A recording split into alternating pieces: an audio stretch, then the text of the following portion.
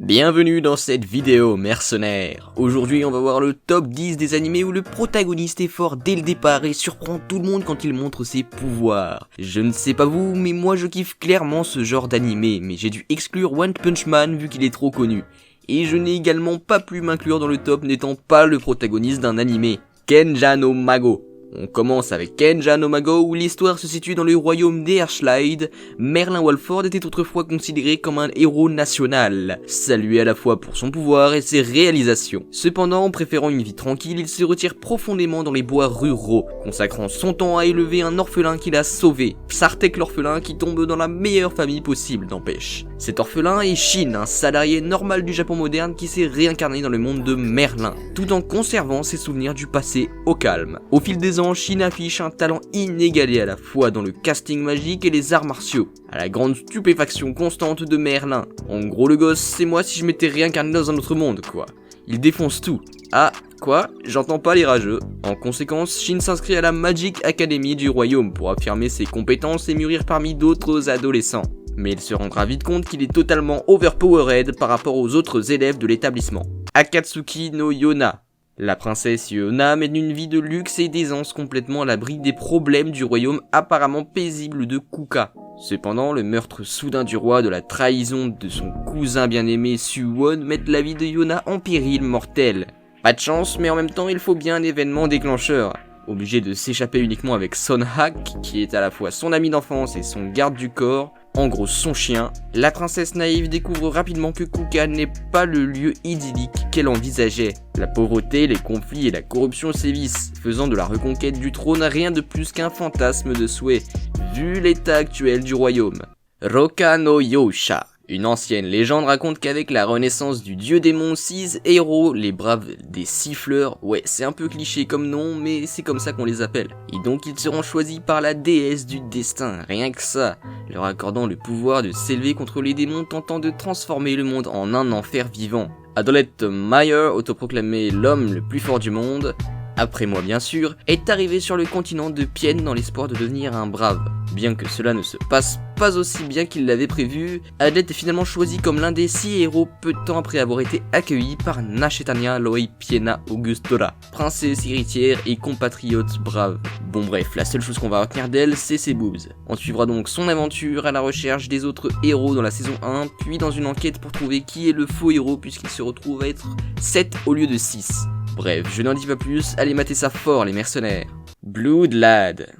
Stas Charlie Blood est un vampire puissant qui gouverne le district oriental de Demon World. Selon les rumeurs, il est un monstre sanguinaire et impitoyable, mais en réalité, Stas n'est qu'un otaku obsédé par la culture japonaise et complètement désintéressé par le sang humain. Je trouve qu'on a beaucoup de choses en commun si on oublie le fait que je ne suis pas un démon. Laissant la gestion de son territoire à ses subalternes, Stas passe ses journées à farniente, s'adonnant à l'anime, au manga et au jeu. Lorsque Fuyumi Yanagi, une japonaise, erre accidentellement à travers un portail menant au monde des démons, Stas est ravi de voir une si bonne meuf arriver dans son territoire. Mais juste au moment où il commence à ressentir une attirance inhabituelle pour elle, son territoire est attaqué, entraînant la mort prématurée de Fuyumi. Mais pas de panique, elle se transforme en un fantôme errant, et Stas effondré jure de la ressusciter car cela signifierait pouvoir voyager dans le monde humain et pouvoir baiser autre chose qu'un fantôme, quelque chose dont il a toujours rêvé.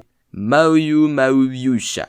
15 ans se sont écoulés depuis le début de la guerre entre les humains et les démons. Insatisfait de leur lente progression dans le royaume des démons, le héros abandonne ses compagnons pour avancer rapidement vers le château de la reine des démons. À son arrivée à la demeure royale, le héros fait une découverte surprenante. Non seulement la reine des démons est une femme d'une beauté inégalée, mais elle demande également l'aide du héros. Confus par cette tournure inattendue des événements et étant un énorme charreau en manque de sexe, le héros décide de s'allier à son ennemi, affirmant que la guerre que les démons ont menée déchire les nations du Sud. Il accepte de rejoindre son désormais ancien ennemi dans sa quête, voulant rester ensemble par la maladie et la santé. Ils se sont mis en route pour le monde humain. Black Cat, accomplissant chaque travail avec une précision impitoyable, Train Hernet est un assassin infâme sans aucun égard pour la vie humaine. Donnant le surnom de Chat Noir dans le monde souterrain, le tueur d'élite travaille pour la puissante organisation secrète connue uniquement sous le nom de Chronopost.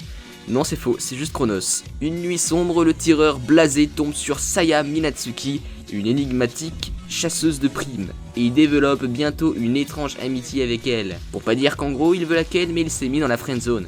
Influencé par les perspectives positives de Saya sur la vie, Train commence à repenser sa vie. Bah voyons. Décidant d'abandonner son rôle de chat noir, il choisit plutôt de suivre un chemin vertueux en tant que chasseur de primes honnêtes. Cet assassin devenu chat errant ne peut que vagabonder jusqu'à ce que ce son assourdissant de coups de feu retentisse. Seiken Tsukai no World Breaku. Seiken Tsukai no World Breaku se déroule à l'Akane Private Academy, où les étudiants qui possèdent des souvenirs de leur vie antérieure sont formés pour utiliser les arts ancestraux afin qu'ils puissent servir des défenseurs contre les monstres, appelés Metaphysicals, qui attaquent au hasard. Connus sous le nom de sauveurs, les étudiants sont divisés en deux catégories. Les Kurogane qui sont capables d'utiliser leur prana pour invoquer des armes offensives, et les Kuroma qui sont capables d'utiliser la magie. L'histoire commence 6 mois avant le point culminant de la série, lors des cérémonies d'ouverture, le premier jour de l'année scolaire. Une fois la cérémonie terminée, le personnage principal, Moroha Haimura, rencontre une fille nommée Saitsuki Ranju, qui révèle qu'elle était la petite sœur de Moroha dans une vie passée où Moroha était un prince héroïque capable de tuer des armées entières avec ses compétences d'épée. Peu de temps après, il rencontre une autre fille, Shizuno Urashibara, qui révèle finalement qu'elle a également connu Moroha dans une vie passée complètement différente, où il était un seigneur noir capable d'utiliser la magie destructrice, mais l'a sauvé d'une vie d'esclavage. Ce qui est un peu paradoxal, et on dirait juste une mauvaise approche de drague, mais du coup on va suivre ce mystère. Kei.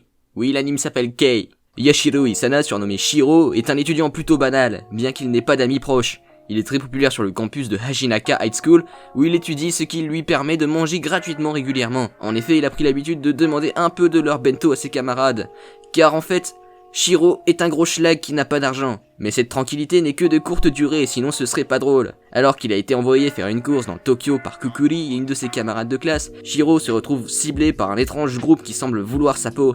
Et ce ne sont visiblement pas les seuls. Bref, je n'en dis pas plus. À vous d'aller check. Aoi Sekai no Shushinde. Le royaume de Segwa a perdu la guerre contre Nintendo Empire. Mais les tableaux sont inversés par l'apparition d'un garçon appelé Gear. Tous les personnages sont des parodies de jeux de Nintendo ou Sega tels que Sonic's Hedgehog, Super Mario Bros, The Legend of Zelda, etc.